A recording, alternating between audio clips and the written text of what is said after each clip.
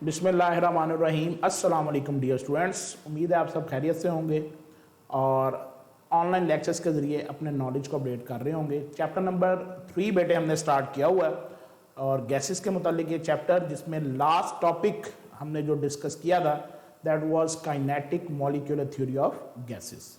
आज जो हम नेक्स्ट लेक्चर जो है वो डिस्कस कर रहे हैं वो इसी थ्योरी से रेलिवेंट है और हमने इस थ्योरी की मदद से जो डिफरेंट गैस लॉज हैं लाइक बॉयल्स लॉ है या चार्ल्स लॉ है उनको डिराइव करना है। तो topic is quite interesting, that is the derivation of gas laws with the help of kinetic molecular theory of gases.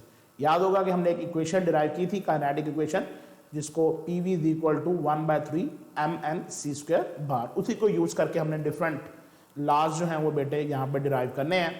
तो सबसे पहले जो लॉ डिराइव किया हुआ है दैट इज बॉयल्स लॉ।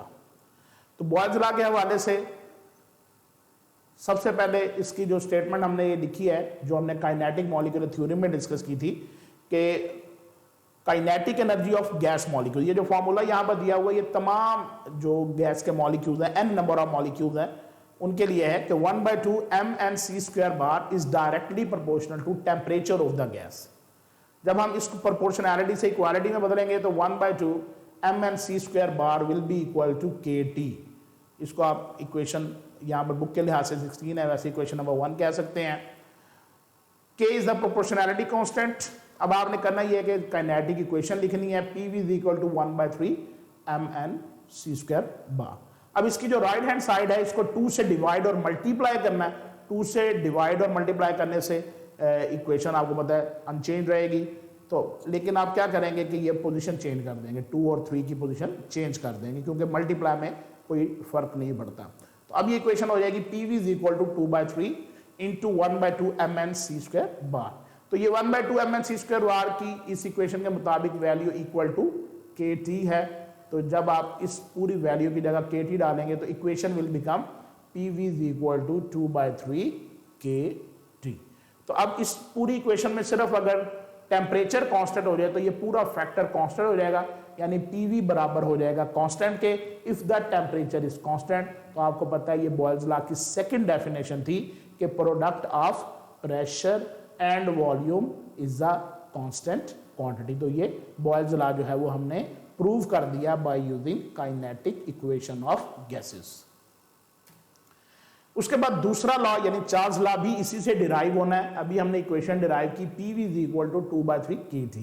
इसको आपने बेटे रीअरेंज करना है। इसमें आप प्रेशर को दूसरी साइड पर ले जाएंगे और टेम्परेचर को दूसरी तरफ। तो दोनों को रीअरेंज करने पर इक्वेशन जो बनेगी that will be simply volume over temperature is equal to 2/3 K/P। तो ये हमारे पास इक्वेशन जो है, जब आप इसको रीअरेंज करेंगे तो V/T यानी कि द रेशो ऑफ वॉल्यूम, ये टेम्परेचर दूसरी तरफ ले जाएं, बाकी सारा पोर्शन कांस्टेंट है जो उसने K" से शो किया हुआ है।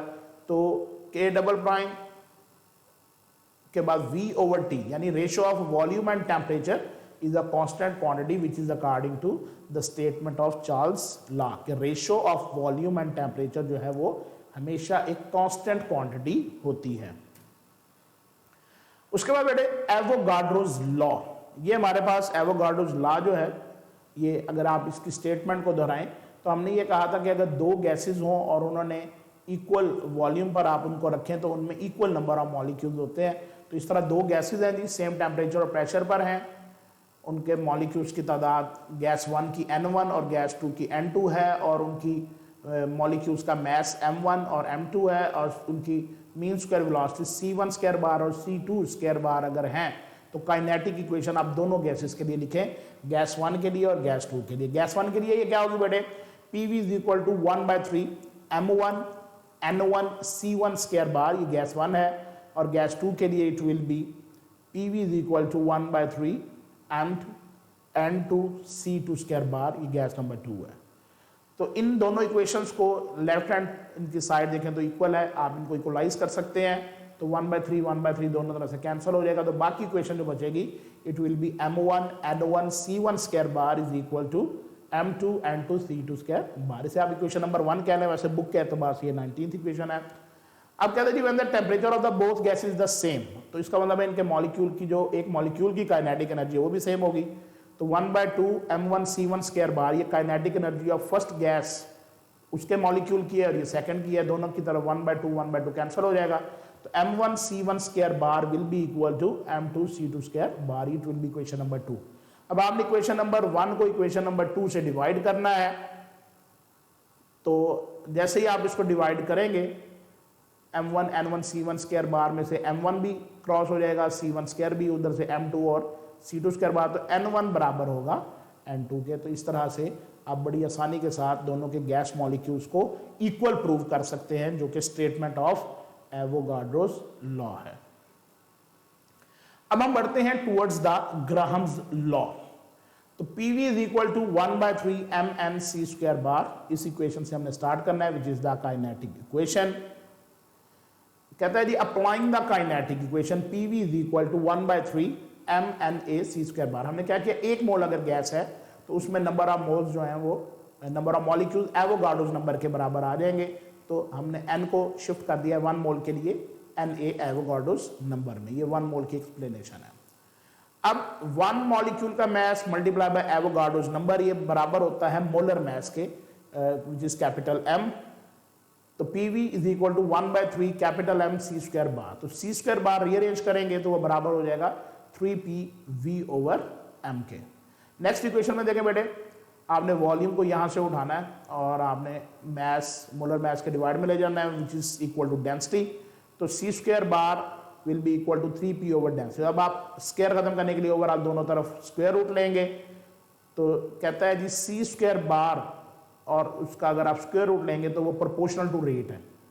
तो आप रेट लिख दें वहां पर, तो rate is inversely related with the density according to this equation if the pressure is kept constant।